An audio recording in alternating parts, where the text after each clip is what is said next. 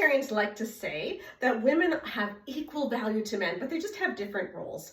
I don't think we realize, though, that this is actually quite a new belief. Throughout church history, they haven't actually believed necessarily that women were equal. Instead, the belief kind of was that women were inferior to men, and that's why men were in authority over them. But more recently, in the last century or so, it became difficult to argue that women weren't as smart or that women were inferior. And we knew that women were made equally in the image of God, but they still wanted a reason for women to be under men. So they came up with this brilliant idea. Hey, women are equal in value, but they just simply have different roles. And those roles are that men are in authority over women.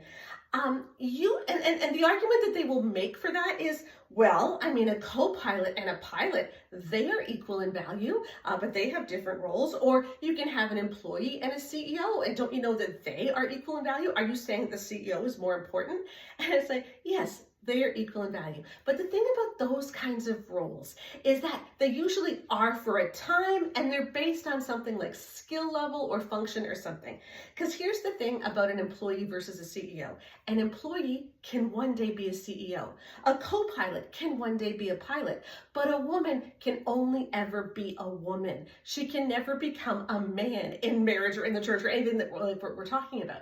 And so the argument that she is equal because of her gender, she is equal in essence, but she has a different role, doesn't work if the reason that she has that subordinate role is because of an innate, unchangeable thing about her very essence. She cannot be equal in essence, but subordinate in role if the reason that she's subordinate in role is because of her very essence. And so the argument completely breaks down. Complementarians do not believe that women are equal. They believe that women are inferior to men. They just simply don't want to say it. And it's time we started telling the truth.